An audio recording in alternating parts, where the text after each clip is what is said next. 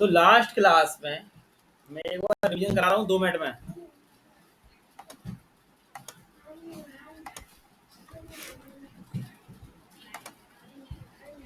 Last class में हमारा क्या बन गया था, ईपीआई सब बन गई थी, याद है ना सबको। एक फोल्डर बना था फुल स्टैक नाम का, डेस्कटॉप पर हमने बनवाया था फोल्डर फुल स्टैक नाम का, ठीक है।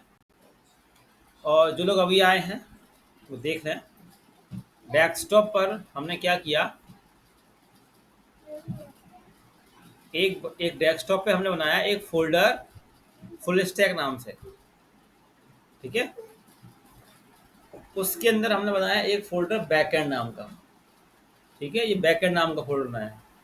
इस बैकएंड के अंदर क्या चल रहा है, हमारा एपीआई वाला पूरा सिस्टम, ठीक है। क्लियर। सबसे पहले हमने क्या किया, डेस्कटॉप पे बनाया एक फोल्डर फुल स्टैक नाम से, उसके अंदर एक बैकएंड नाम का फोल्डर बना दिया। फिर हम वीएस कोड पर आए और यहाँ पर अपन ने ओपन कर लिया। तो बैकएंड वाले फोल्डर में आप लोग अपने एपीआई वाला काम करोगे सारा, ठीक है। जो हमने आपको बनवाई थी कर्ड की एपीआई, ठीक है ना, ये सबकी बनी होंगी एपीआई।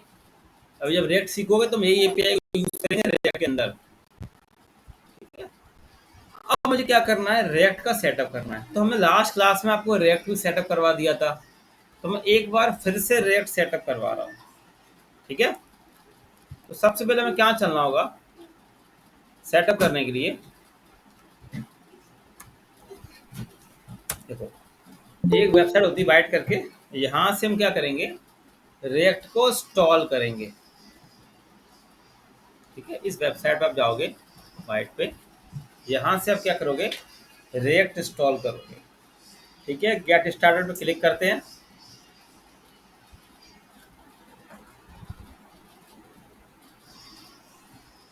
नीचे आऊंगा, देखो दिख रहा है npm create वाइट करना होता है, ठीक है। हम यहीं से क्या करने वाले हैं, रिएक्ट को सेटअप करने वाले हैं। तो देखो कैसे करना है रिएक्ट इंस्टॉल, वो आप देखें। तो हमने यहाँ पे गया टर्मिनल पे, न्यू टर्मिनल किया। सबसे पहले फुल स्टैक नाम का हमने एक फोल्डर बनाया था डेस्कटॉप पे, उसके अंदर एक फोल्डर बना लिया बैकएंड नाम का, और फ्रंट एंड वाला फोल्डर में यहाँ पे क्रिएट कर लेते हैं, ठीक है। फ्रंट एंड वाला फोल्डर यहाँ पे क्रिएट कर लेते हैं। तो हम देखो यहाँ पे कैसे करेंगे रिएक्ट क्रिएट, आप सब देख लें। तो यहाँ पे दिख रहा है ना फोल्डर का नाम npm क्रिएट,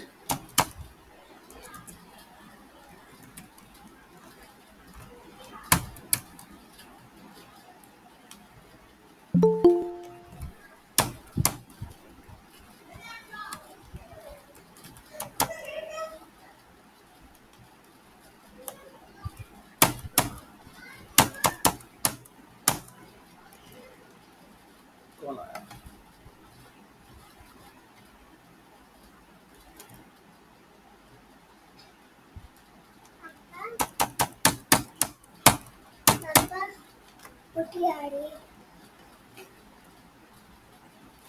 अरे यार इसका भी बड़ा पंगा लग रहा है, ठीक है।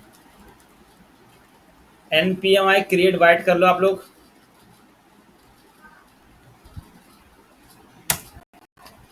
ठीक है। सबसे पूछेगा प्रोजेक्ट नेम, ठीक है। तो हम यहाँ पे डालेंगे प्रोजेक्ट नेम।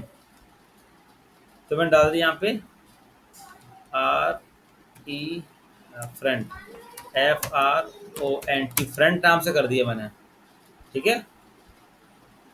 एंटर दे दिया। फिर रिएक्ट ले लिया मैंने यहाँ पे, जावास्क्रिप्ट ले लिया मैंने यहाँ पे, और यहाँ पे देखो फोल्डर बन गया फ्रंट नाम का।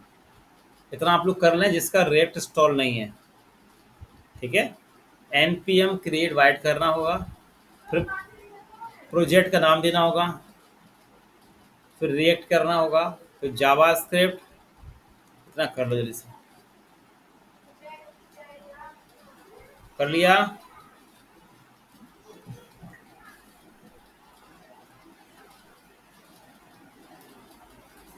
कितना कर लिया?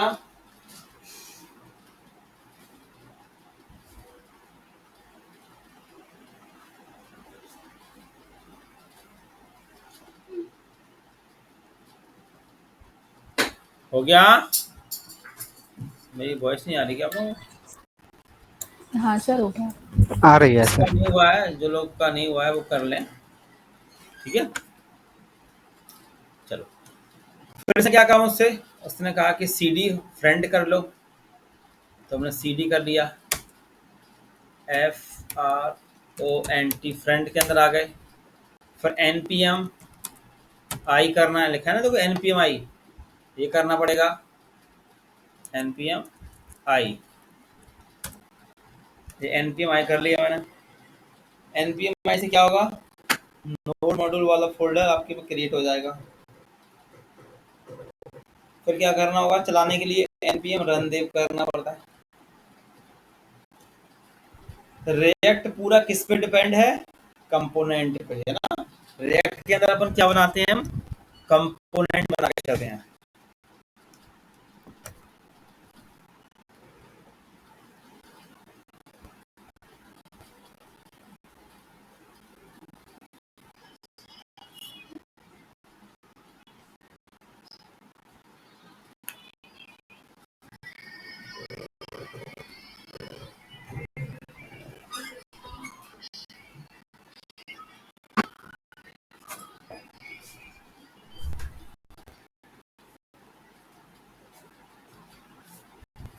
हो गया सवाल?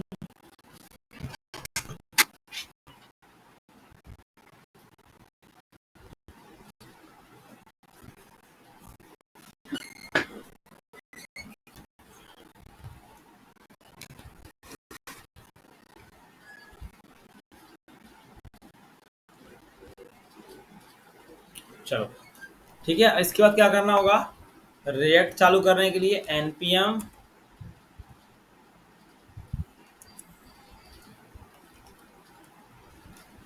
रन देव।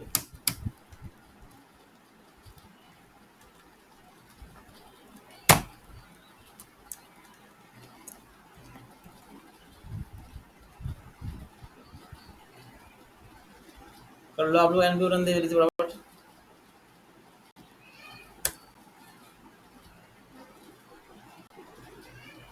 तो ये कमांड आ गई, इस पर आप क्लिक करोगे, आपका रिएक्ट चालू हो जाएगा।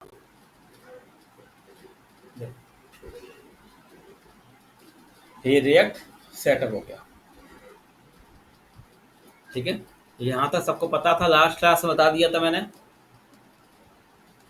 ठीक है। हो गया मधुलिका, रजत, यस यस सर, हो सर, हो गया। गया। हो हाँ गया सर। सर। है ना। ये थोड़ा अलग तरीका है, नया है ना, सिंपल भी है। Yes sir. तो अब यहाँ पे बनाते हैं सिंपल, ये आ गया फोल्डर, जो बैकएंड का API के लिए बनेगा फोल्डर। अब देखो सब पता है नोड मॉड्यूल क्या होता है, सब जानते हैं नोड मॉड्यूल, पब्लिक सब जानते हो, गेट इग्नोर सब जानते हो। देखो बाय डिफॉल्ट हमारा इंडेक्स वाला पेज चलता है यहाँ पर, ये आपको दिख रहा है सामने, बाय डिफॉल्ट हमारा इंडेक्स वाला पेज चलता है, ठीक है। देखो दिख रहा है रूट, अगर जी मैं हटा दूंगा तो देखो सारा बंद हो जाएगा, यहाँ से चलना बंद हो गया। बाय डिफॉल्ट हमारा ये वाला पेज कॉल होता है हेलो नाम से, देखो आ रहा है, हेलो आ रहा है, ठीक है। तो अब यहाँ पे चला है रूट, तो अब हमें इसके लिए डोम पता होना चाहिए, डोम क्या होता है अच्छे से, ठीक है। तो डोम की मदद से यहाँ पे क्या हो रहा है, इंडेक्स पे डेटा सेट हो रहा है ना। तो रूट मतलब डोम चल रहा होगा, और डोम की मदद से रूट में डेटा आ रहा होगा, जो आपको यहाँ पे दिख रहा है डेटा, ठीक है। अभी डेटा कहाँ से आ रहा होगा, वो अपन चलते हैं यहाँ पे।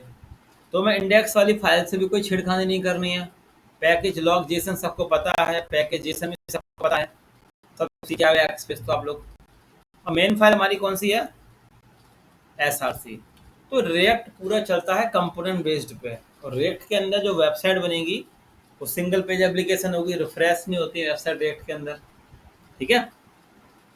अब मुझे क्या करना होगा, हम चलते हैं एसआरसी के अंदर, तो हम देखेंगे कि ये रूट का डिफाइन किया गया है रूट। तो हम एसआरसी के अंदर आए, यहाँ पे लिखा है मैन डॉट जेएसएक्स, देखो दिख रहा है, देखो ये बना हुआ पूरा डोम, तो दिख रहा है React DOM create root document dot get element by ID root, और इस रूट में रेंडर क्या हो रहा है, ऐप कंपोनेंट। तो ऐप कंपोनेंट मुझे बाय डिफॉल्ट मिलता है। अगर मैं ये हटा दूं यहाँ से, मैं लिखूंगा H1, जैसे बता चुका हूँ लास्ट क्लास में, तो बाकी लोगों का रिवीजन हो जाएगा एक बार। हेलो लिखा मैंने, देखो आ गया हेलो। अब ये बीचों बीच में क्यों आ रहा है, क्योंकि देखो यहाँ पे इंडेक्स वाली CSS कॉल हो रही है, ठीक है। तो हम ये हटा देते हैं CSS इंडेक्स वाली, इसमें जरूरत नहीं है, हमने हटा दी, ठीक है। अब ऐप डॉट CSS पे आ जाओ, तो ऐप डॉट CSS हो रही है, इसको हटा दो यहाँ से, हमें इसकी भी जरूरत नहीं है, ठीक है। तो देखो हेलो आ गया, समझ में आ गया। तो मैन डॉट जेएस पे आता हूँ, तो मैं सही कर देता हूँ। तो मैन डॉट जेएस पे हमारा डोम चल रहा है और रूट के थ्रू वहाँ पे डेटा जा रहा होगा। अब बाय डिफॉल्ट यहाँ पे क्या कॉल हो रहा है, ऐप कंपोनेंट, ठीक है। तो रिएक्ट हमें बाय डिफॉल्ट क्या करता है, कंपोनेंट। कंपोनेंट कुछ नहीं है, कंपोनेंट एक फंक्शन है। पूरा रिएक्ट जो चल रहा है ना, फंक्शन पे ही चलता है, फंक्शन बेस्ड पे, ठीक है। तो जो ऐप है ना, ये एक फंक्शन नहीं है, उसको अपन अब यहाँ पे रिएक्ट में बोल देते हैं कंपोनेंट, ठीक है। तो अब देखो, अब ये डेटा जो आ रहा है, तो कब डेटा जा रहा होगा, ये देखो आ रहा है। हमने क्या हुआ, CSS इसकी हटा दी थी। तो अब चलते हैं ऐप कंपोनेंट, ऐप और JSX, ये कोई आ गया, ये होता है हमारा मेन कंपोनेंट, दिख रहा है, देखो ये सारा कुछ पड़ा हुआ है। तो मैं ये सारा कुछ हटा देता हूँ, हटा दिया, तो आप देखना यहाँ पे कुछ भी नहीं बचेगा। रिफ्रेश करूंगा, सब चला गया, क्योंकि यही जो ऐप है ना, ऐप डॉट JSX, यही मेन पे जाके कॉल हो रहा है, देखो। और ऐप डॉट JSX कुछ नहीं है, क्या है, एक सिंपल सा एक फंक्शन है, ठीक है। देखो आपको दिख रहा है, सिंपल सा क्या है, फंक्शन।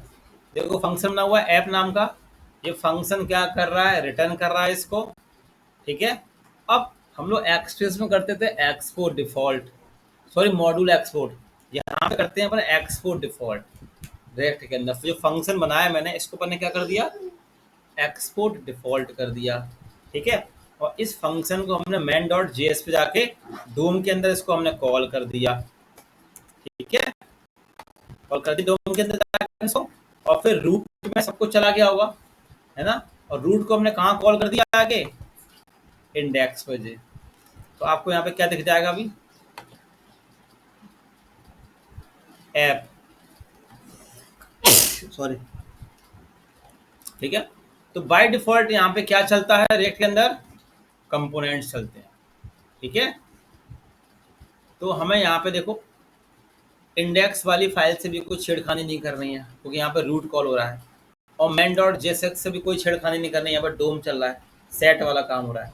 हमारा मेन काम किससे है, ऐप डॉट जेएसएक्स, ये हमारा मेन कंपोनेंट, मतलब इसको आप पेरेंट कंपोनेंट मान सकते हो। सारा खेल हमारा इसी के अंदर ही चलने वाला है। बाकी दो फाइल हैं, ये ऐप डॉट CSS की फाइल है, ठीक है, और ये इंडेक्स डॉट CSS, बाकी कुछ नहीं है रिएक्ट के अंदर। तो ऐप डॉट JSX ये हमारा क्या है, एक मेन कंपोनेंट है। समझ में आ गया सबको, मैं लास्ट क्लास में समझा चुका था, यस सर। तो मैंने वही रिपीट किया है, थोड़ा फास्ट कर दिया रिपीट मैंने, क्योंकि लास्ट क्लास में बता चुके हैं सारा कुछ। तो चलो, तो अब बात करते हैं कि यहाँ पे हमारा जो फाइल है, जो आप देख रहे हो फाइल, ये JSX क्या है, जावास्क्रिप्ट XML। अब हम जो भी फाइल सेव करेंगे ना, वो किससे करेंगे हम लोग, यहाँ पे JSX, इसमें सारी फाइल सेव करेंगे, JSX, है ना। तो ये क्या होता है, ये होता है, इसका फुल फॉर्म होता है जावास्क्रिप्ट XML। अब अपन क्या करने वाले हैं, हम ये फंक्शन है, आप इसको कंपोनेंट में बोलूंगा, हम इस कंपोनेंट के अंदर HTML का काम करने वाले हैं, ठीक है। तो अब एक चीज देखना आप लोग, जैसे मैंने एक जिड्डी बना के लिख दिया, ठीक है। अब मैं इसी के नीचे अगर लिखता हूँ H1 ऐसे, हेलो, देखो आपको दिख रहा है यार, हम इस तरीके से नहीं लिख सकते इसके अंदर, आपको दिख रहा है एरर आ रही है ना? तो अब ये एरर में क्या कह रहा है, आप क्या यूज करो, देखो क्या यूज करने कह रहा है ये। आप ये लाइन पढ़ सकते हो, did you want to JSX fragment, ये साइन यूज करने कह रहा है। दिख रहा है सबको? ये क्या कह रहा है, आप इस तरीके से यूज नहीं कर सकते, आपको क्या फ्रेगमेंट लगाने यूज पड़ेंगे, करना पड़ेगा। ये फिगमेंट यूज करने पड़ेंगे। ठीक है, अब हम HTML का जो भी काम करते हैं ना, रिएक्ट क्या है, रिएक्ट एक लाइब्रेरी है जावास्क्रिप्ट की, और रिएक्ट के अंदर फ्रंट वाला काम होगा, है ना, HTML वाला सारा काम होगा। तो HTML को लिखने के लिए हमें यहाँ पे किसका यूज करना पड़ता है, JSX का, जावास्क्रिप्ट XML का। तो हम जो भी फाइल बनाएंगे ना उसको हम JSX से सेव करेंगे, जैसे उसमें EGS से करते थे। ठीक है ना? तो अब ये फिगमेंट मैंने साइन लगा ली यहाँ पे। ठीक है, अब देखो, अब अगर मैं लिखूंगा यहाँ पे, अब कौन आया भाई,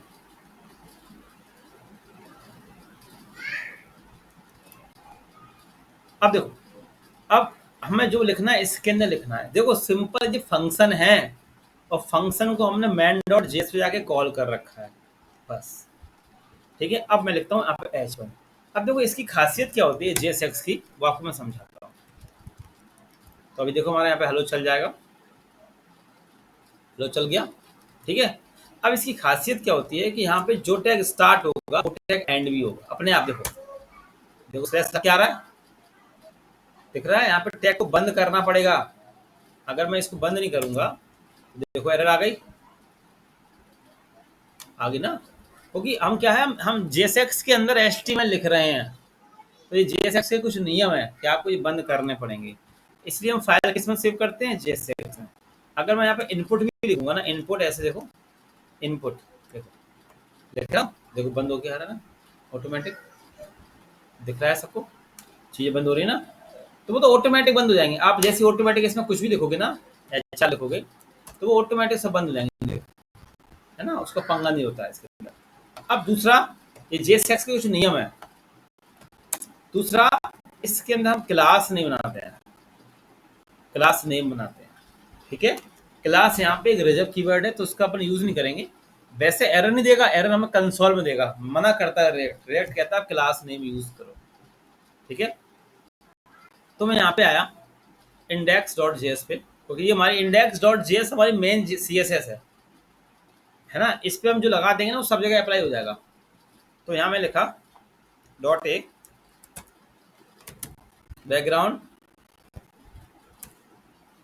ठीक है, रेड, और यहाँ पे होगा ये लिख दूंगा। ठीक है, तो ये क्लास आपकी कॉल हो जाएगी। ठीक है, कॉल हो गई, समझ में आ रहा है? यहाँ तक कंफ्यूजन तो नहीं किसी को? नहीं सर। नहीं है ना, चलो। तो अब देखो, अब मैं क्या यूज करने वाला हूँ, हमारा यहाँ पे क्या है, ये मेन कंपोनेंट है जो app.js है ना। ये थोड़ा माइक बंद कर दो, किसी का माइक कर रहा है। ठीक है, जो ये app.js है ना, JSX, ये हमारा क्या है, मेन कंपोनेंट है ना। हाँ, तो अब और कंपोनेंट नए नए कैसे बनाएंगे हम लोग, तो वो अपन सीखते हैं। ठीक है, देखो,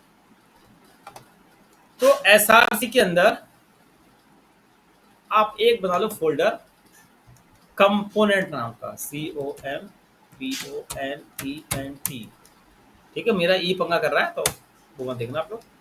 ठीक है, SRC के अंदर सब एक बना लो फोल्डर कंपोनेंट नाम का,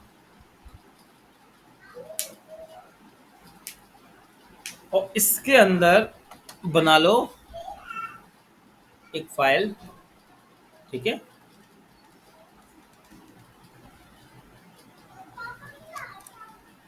होम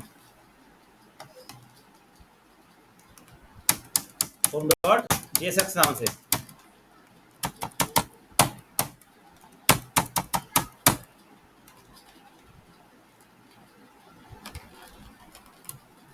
बन गया अपनी फाइल।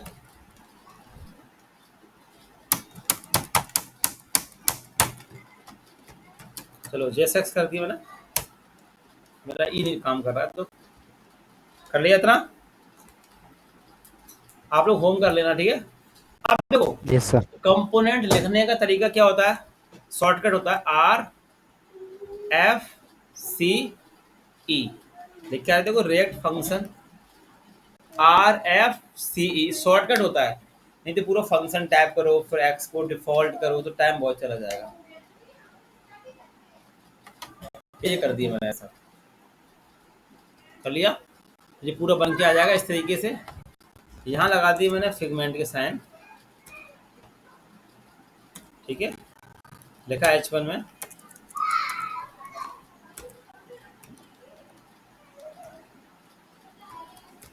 होम पेज,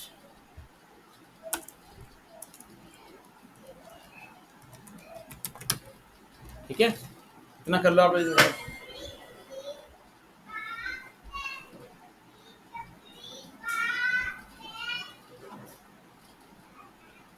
कर लिया,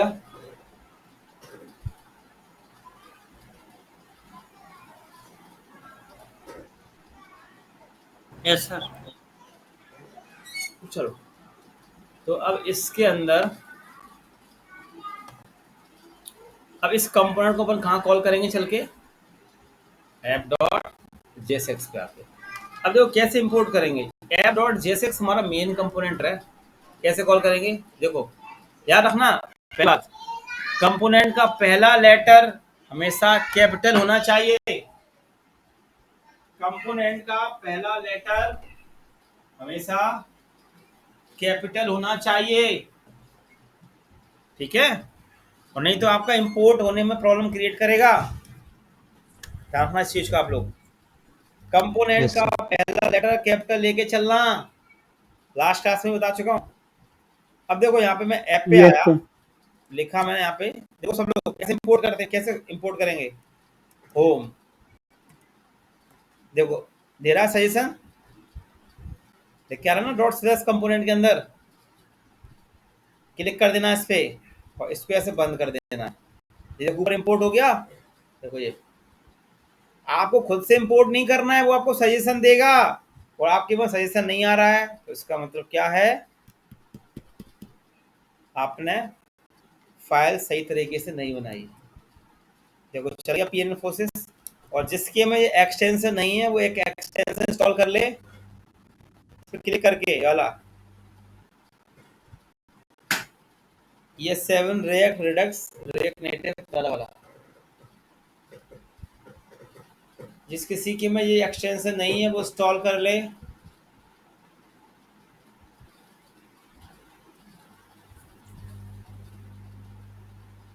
कर लिया सर। बाकी लोगों ने कर लिया,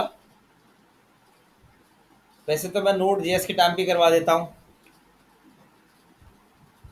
सबके में पहले से होगा वैसे तो, ये जिसके में नहीं है वो कर ले।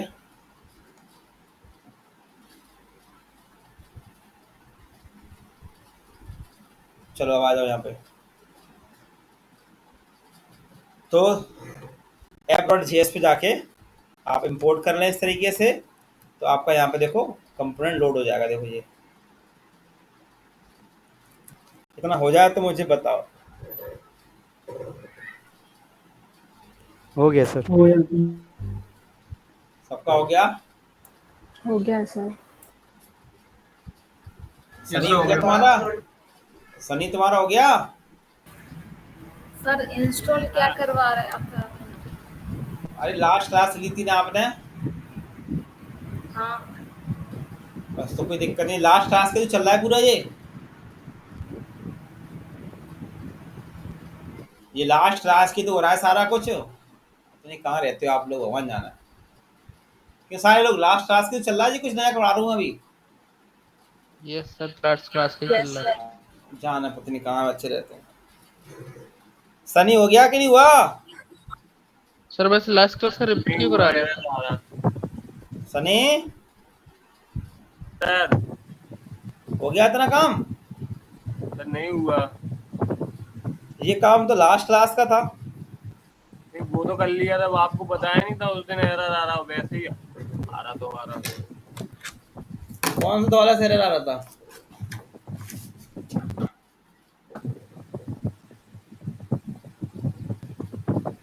ये काम लास्ट क्लास का था कि नहीं था? हाँ सर, रिपीट क्यों करा रहे हो सर आप? अरे बहुत से लोगों का जे भी नहीं हुआ, देखो एक निकल के आया सनी, हो रखा है इतना। हाँ सर। अब चुप, सनी आपने इतना कर लिया और चुपचाप बैठे हैं, देखो अभी आगे बढ़ जाऊंगा तो ऊपर मतलब ऐसा हो रहा है कि फ्रंट एंड मतलब टेलविन सीएसएस चल रहा है, रिएक्ट के साथ तो स्पेशली टेलविन सीएसएस पे ही काम हो रहा है। आप उठा के देखना, अब आप इंटरव्यू देने जाओगे ना फ्रंट एंड में तो वो आप पूछेंगे आपको टेलविन आता है कि नहीं आता है। अभी लेटेस्ट है ये, डिमांड में बहुत ज़्यादा है इस समय ये, ठीक है। तो हम इसी पे काम करेंगे, इसी पे डिजाइनिंग करेंगे सारा कुछ।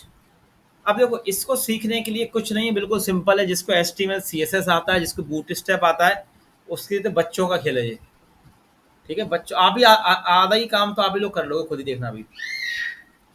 तो चलो अब इसको स्टॉल करते हैं टेलविन CSS को।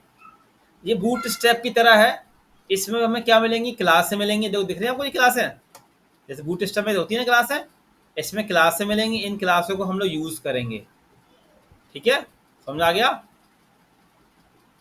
Yes sir. तो चलो हमें इसका क्या करना होता है, हमें इसका सेटअप करना होता है। टेलविन CSS से भी हम रिस्पॉन्सिव वेबसाइट बना सकते हैं पूरी, ठीक है। टेलविन CSS की मदद से हम लोग रिस्पॉन्सिव वेबसाइट बना लेते हैं आसानी से, ठीक है। चलो तो पहले इसका सेटअप कराता हूँ रिएक्ट के अंदर। तो सब लोग टेलविन ओपन कर लें आप लोग, टेलविन CSS।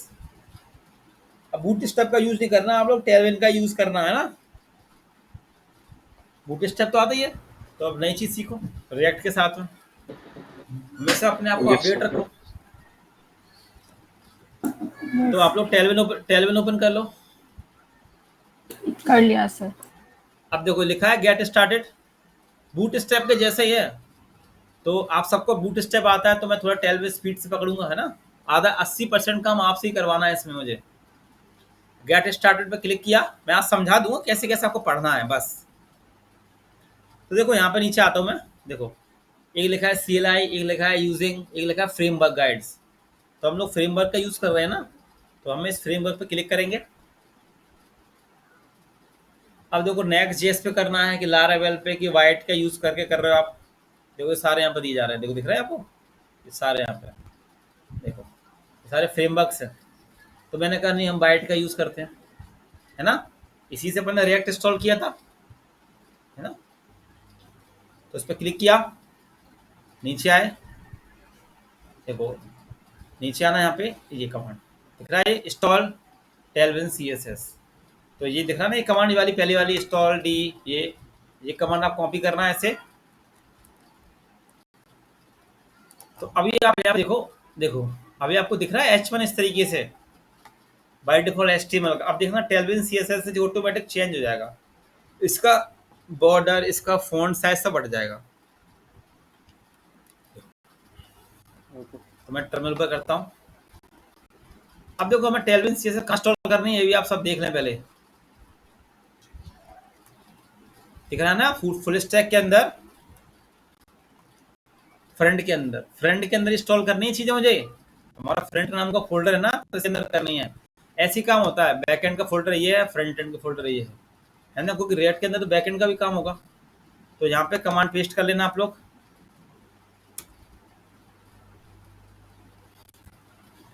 सब लोग पेस्ट करते जाएं। आज में कुछ चीजें पढ़ने के लिए आप लोगों को ये पूरा पढ़ डालना टेलविन के अंदर। बता देना कहाँ से उठाई थी, दोबारा से बता दो।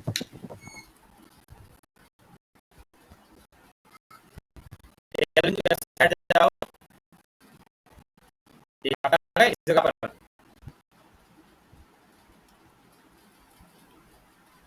यहाँ बैक कर रहा हूँ।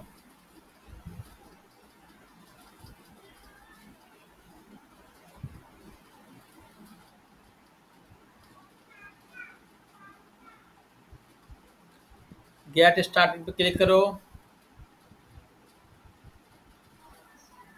ये लिखा है यहाँ पे फ्रेमवर्क गाइड्स, इस पर क्लिक करो। पे लिखा है वाइट, हमने इसी का यूज किया था, इस पर क्लिक कर लो। फिर नीचे आ जाओ, ये लिखा है इंस्टॉलेशन टेलविन, ये कमांड है। बहुत से लोग नहीं ढूंढ पा रहे हो तो मैं गूगल चैट में भेज देता हूँ आप लोगों को, ठीक है, गूगल चैट में दे दी मैंने, ये लो। पहली कमांड इंस्टॉल करनी है, दूसरी कमांड इनिट करना है, इनिट से जैसे अब ये वाली कमांड करोगे ना तो यहाँ पे वो बन जाएगा, जैसे देखो वाइट का बनाया ना, ऐसे टेलविन का भी बन जाएगा। पेस्ट किया,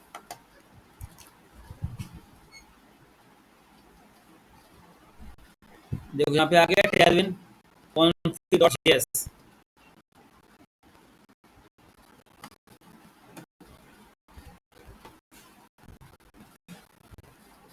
देखो ये बन आ गया टेलविन config.js। यहाँ पे कर लिया, दो कमांड इंस्टॉल हो गई आप लोगों की। Yes sir. तो आप देखो तीसरा काम क्या, सब लिखा है यहाँ पे, config टेलविन पाथ, टेलविन.config में जाके ये पूरा पाथ आप कॉपी कर लें। सर आपकी वॉइस का क्लियर नहीं आ रही है। सर नेटवर्क का होगा इशू।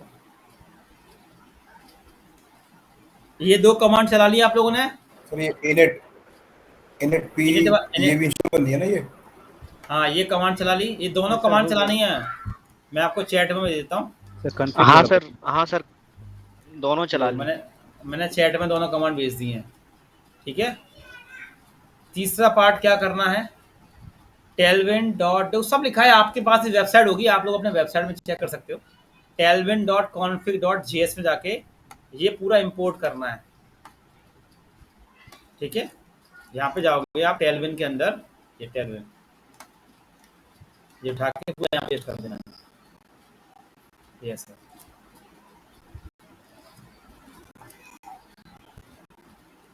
ठीक है, मैं आपको चैट में दे देता हूँ।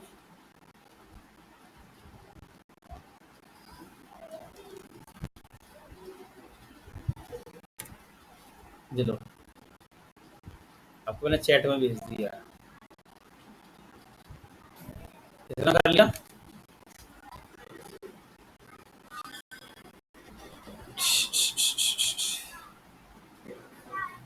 हो गया यहाँ तक? यस सर हो ये गया। सर हो गया। चलो अब देखो, अब अगला पॉइंट क्या कह रहा है आपसे, ये index.css पे जाओ, कह रहा है ना, और ये 3 कोड पेस्ट कर दो, ठीक है। ये काम हमें रिएक्ट के अंदर करने होते हैं। index.css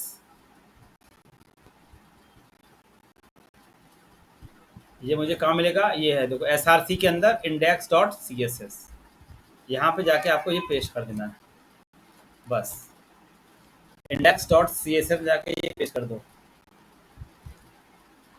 और सर्वर को आप लोग दोबारा रीस्टार्ट कर लेना अपने, npm run dev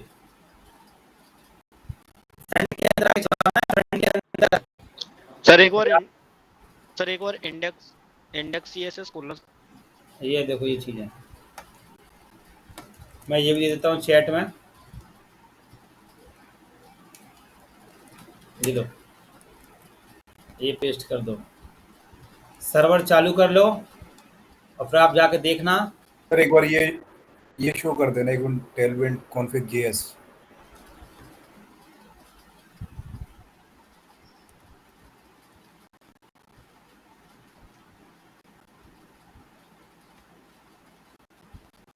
वो वाला हटा देना है, पुराना वाला कोड पूरा। सर एक बार रिपीट कर दो। तुम पीछे पीछे क्यों रह जाते हो?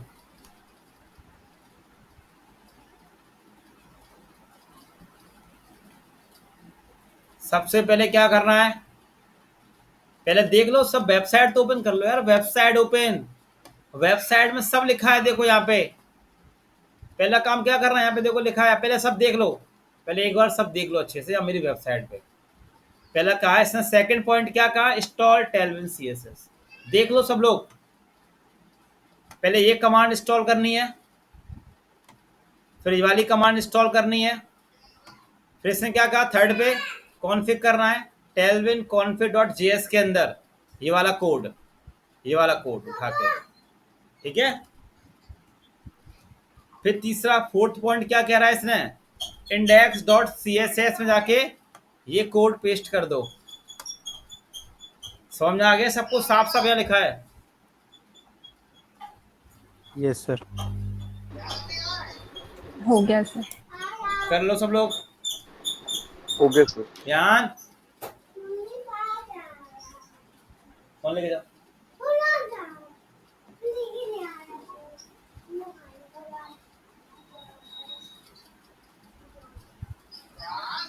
कर लिया इतना?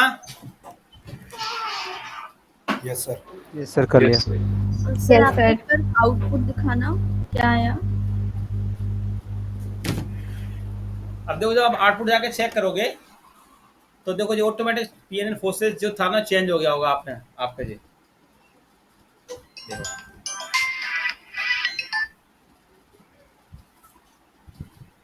चेंज हो गया। Yes sir. हाँ सर। इसका फॉन्ट साइज चेंज हो गया होगा, गोल्ड सब चेंज हो गया होगा। देखो सारा कुछ देखो। हाँ ये सब पूरा चेंज हो गया होगा। Yes sir.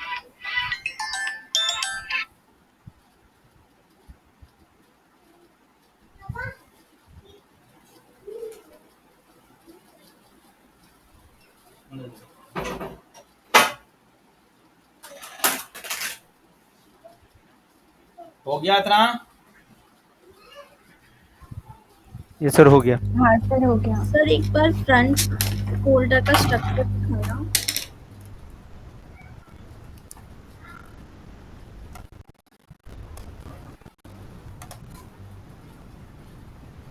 तो मेरे में तो पीएन इन्फोसिस का चेंज नहीं हुआ, मतलब मेरे में तो इसका रिएक्ट का ही दिखा रहा है।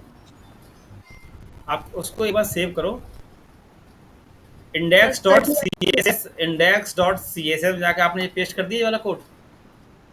हाँ सर कर दिया। index.css में कर दिया था और ये तो tailwind.config में जाके आपने ये कोड पेस्ट कर रखा। हाँ सर ये भी कर दिया। सर्वर को बंद करके दोबारा चालू कर लो, आ जाएगा।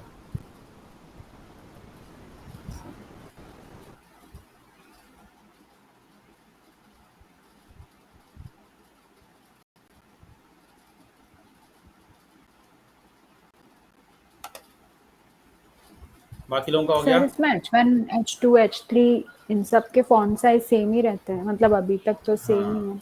हाँ अब इनका पूरा अलग चलेगा टेलविंड का सारा कुछ। Okay sir. इतना हो गया सबका? जल्दी बोलो। मांग बोलो। सबका सेटअप हो गया? सनी कर लिया? Yes sir. किसी का नहीं हुआ हो तो पूछ लो।